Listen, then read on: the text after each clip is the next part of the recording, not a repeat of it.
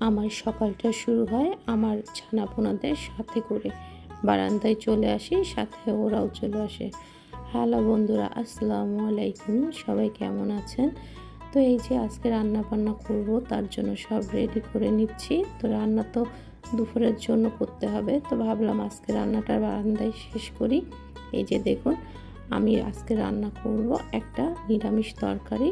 নিরামিষ ঠিক না, বেগুন দিয়ে পালং শাক দিয়ে রান্না করব কাতল মাছ। তো এইখানে আমি সব মশলা এক এক করে দিয়ে দিচ্ছি। দিয়ে আমি বেগুনটা দিয়ে না ভালো করে এইখানেই মশলাটার মধ্যে কষিয়ে নিব। আর এই যে বারান্দায় আজকে ভিডিও করতেছি, কারণ সুন্দর রোদ উঠছে। তো ভাবলাম বারান্দায় রান্নাটা সেরে ফেলি, কারণ বারান্দায় ভিডিও করলে না ভিডিও ফুটেজটা অনেক সুন্দর হয়। আর রান্নাঘরে কেমন অন্ধকার অন্ধকার হয়ে যায়, তাই ভাবলাম বারান্দায় রান্নাটা শেষ করি। এখন থেকে ভাবছি বারান্দাতেই রান্না করব। আর এখানে আমি কারেন্টের যে চুলাটা ছিল ওইটাই সেট করে নিয়েছি। আর আশেপাশের পরিবেশটাও কিন্তু বেশ সুন্দর লাগছে আমার কাছে। তো আপনাদের কাছে কেমন লাগছে আমাকে কিন্তু একটু জানাবেন। তো আমি এই যে পলক দেওয়ার সাথে সাথে আমি পালং শাকগুলো দিয়ে দিচ্ছি। পালং শাকগুলো অনেক ফ্রেশ টাটকা ছিল। দেখুন কি সুন্দর সবুজ পালং শাক।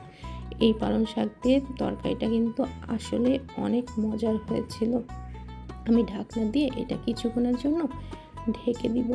তারপরে দেখুন এই যে ঢাকনাটা নামিয়ে ফেললাম। আর যতক্ষণ না পালং শাকটা সিদ্ধ হয় আমি কিন্তু এটা হালকা করে নেড়ে দিব। যখন দেখবো পালং শাকটা সিদ্ধ হয়ে আসছে, তখন মাছগুলো আমি একটা একটা করে সব দিয়ে দিব।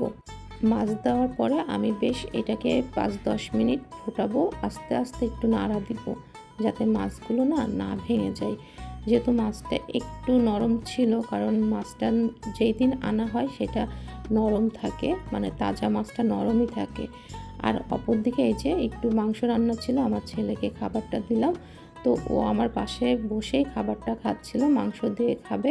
ও বললো আমি মাছ খাবো না। তো আমি ওকে মাংস দিয়ে খাবারটা দিলাম, ও সুন্দর মতো আমার পাশে বসেই খাবারটা খেয়ে ফেললো। আর আমি তারপরে চলে গেলাম ছাদে আমার গাছ বাগানগুলো দেখতে।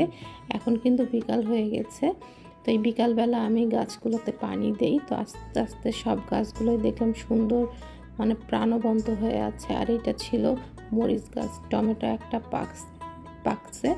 তো এখানে ছোট ছোট বেশ কিছু পাখি ছিল। আমার বিকালটা কিন্তু অনেক সুন্দর কাটলো। এইভাবে বিকালে আসলে মনটাও ভালো হয়ে যায়। আর এই যে পাখিগুলো দেখছেন কি সুন্দর, সূর্যটা ডুবে যাচ্ছে আস্তে আস্তে। পরিবেশটা না কেমন যেন একটা মায়াবী মায়াবী ভাব চলে আসছে। আর ফাগুন মাস তো আসছেই সামনে।